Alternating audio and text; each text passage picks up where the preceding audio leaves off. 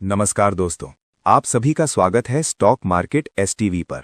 आज के इस डिटेल्ड एनालिसिस वीडियो में हम बात करने वाले हैं स्टैंडर्ड इंडस्ट्रीज लिमिटेड यानी एसआईएल के बारे में।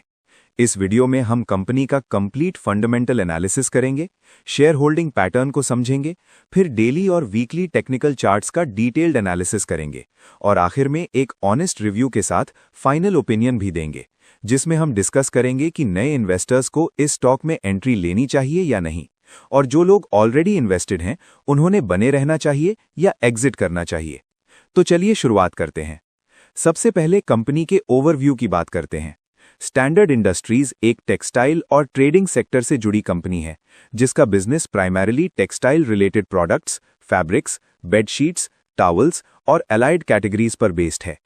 कंपनी का करंट मार्केट प्राइस करीब 16 रुपए के आसपास ट्रेड कर रहा है और स्टॉक अपने 52 वीक के लोअर साइड पर ही घूम रहा है। मार्केट कैपिटलाइजेशन रफली 100 to 105 करोड़ के आसपास है, जो इसे एक छोटी कैटेगरी के स्मॉल कैप स्टॉक में रख देता है। प्राइस बिहेवियर से एक बात क्लियर है कि स्टॉक करंटली इंप्रेसिव मोमेंटम नहीं दिखा पा रहा। अब आते हैं फंडामेंटल्स पर, जो सबसे इंपॉर्टेंट पार्ट होता है। फंडामेंटल स्टैंड पॉइंट से देखा जाए तो कंपनी की फाइनेंशियल कंडीशन काफी स्ट्रांग नहीं दिखाई देती। कंपनी ने रीसेंट पीरियड्स में कंसिस्टेंट प्रॉफिट जनरेट नहीं किया है और रीसेंट परफॉर्मेंस में लॉसेस भी देखे गए हैं। रिटर्न रेशियोज जैसे आरओई और आरओसीई नेगेटिव टेरिटरी में है, जो क्लियरली इंडिकेट करता है कि कंपनी अपने कैपिटल का एफिशिएंट यूटिलाइजेशन नहीं कर पा रही। रेवेन्यू ग्रोथ भी स्टेबल नहीं है, कभी इंप्रूवमेंट दिखता है तो कभी वापस गिरावट आ जाती है। डिविडेंड पॉइंट ऑफ व्यू से भी कंपनी कोई अट्रैक्टिव रिटर्न नहीं देती, यानी इनकम बेस्ड इन्वेस्टर्स के लिए भी ये स्टॉक करंटली इंपैक्टफुल नहीं है। ओवरऑल फंडामेंटल कंडीशन वीक दिखाई देती है और कंपनी अभी किसी स्ट्रॉन्ग टर्न अराउंड फेज में नजर नहीं आ रही। अब शेयर होल्डिंग पैटर्न को समझते हैं, क्योंकि ये भी काफी क्रूशल फैक्टर होता है। प्रमोटर होल्डिंग लगभग 20% के आसपास है, जो काफी लो कंसिडर की जाती है। नॉर्मली स्ट्रॉन्ग कन्विक्शन कंपनीज में प्रमोटर्स का हिस्सा ज्यादा होता है, लेकिन यहां ऐसा नहीं है। एफआईआईज का इन्वॉल्वमेंट कंपैरेटिवली ठीक ठाक है, लेकिन इंस्टीट्यूशनल इंटरेस्ट भी स्टेडी नहीं है। रिटेल होल्डिंग का हिस्सा भी काफी बड़ा है, जो प्राइस मूवमेंट में वॉलेटिलिटी क्रिएट कर सकता है। कुल मिलाकर शेयर होल्डिंग पैटर्न स्टेबिलिटी के पॉइंट ऑफ व्यू से बहुत स्ट्रांग नहीं लगता। अब बात करते हैं टेक्निकल एनालिसिस की, जो ट्रेडिंग पर्सपेक्टिव के लिए बहुत इंपॉर्टेंट है। डेली टाइम फ्रेम पर अगर हम देखें तो स्टॉक अपने इंपॉर्टेंट मूविंग एवरेजेस के नीचे ट्रेड कर रहा है। आरएसआई लोअर साइड पर है, जो वीक मोमेंटम का सिग्नल देता है। प्राइस स्ट्रक्चर भी ज्यादा पॉजिटिव नहीं लगता, क्योंकि हर बाउंस में सेलिंग प्रेशर वापस आ जाता है। डेली चार्ट क्लियरली शो करता है कि स्टॉक अभी बाइंग स्ट्रेंथ गैदर नहीं कर पा रहा। अब वीकली चार्ट पर नजर डालते हैं। वीकली टाइम फ्रेम पे भी स्टॉक सस्टेन्ड अप ट्रेंड में कहीं दिखाई नहीं देता। Price major long term moving averages के नीचे है और trend downward to sideways nature का है।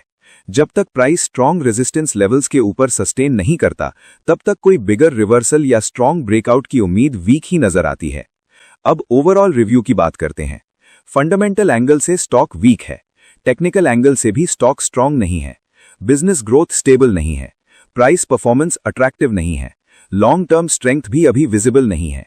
इसलिए ये स्टॉक करंटली एक वीक कैटेगरी का शेयर लगता है, जिसमें रिस्क ज्यादा और क्लैरिटी कम दिखाई देती है। अब फाइनल ओपिनियन क्लियर तरीके से, जो लोग नए हैं और सोच रहे हैं कि इस स्टॉक में एंट्री करें या नहीं, उनके लिए सीधा सा जवाब है, इस वक्त एंट्री अवॉइड करना ज्यादा सेफ रहेगा। जब तक कंपनी फंडामेंटल्स में इंप्रूवमेंट न दिखाए और टेक्निकल चार्ट्स में क्लियर रिवर्सल न आए, तब तक ये स्टॉक इन्वेस्टमेंट के लिए अट्रैक्टिव नहीं लगता। जो लोग ऑलरेडी इस स्टॉक में इन्वेस्टेड हैं, उनके लिए डिसीजन टाइम फ्रेम पर डिपेंड करेगा। अगर आप शॉर्ट टर्म या मीडियम टर्म के ट्रेडर हैं, तो स्ट्रिक्टली रिस्क मैनेजमेंट फॉलो करें और लॉजिकली एग्जिट कंसिडर कर सकते हैं। अगर आप लॉन्ग टर्म इन्वेस्टर हैं और हाई रिस्क टॉलरेट कर सकते हैं, तो आप वेट कर सकते हैं, लेकिन ये समझकर कि रिस्क लेवल हाई है और क्लैरिटी अभी कम है। वीडियो के अंत में एक इंपॉर्टेंट बात, ये पूरा एनालिसिस एजुकेशनल पर्पस के लिए है।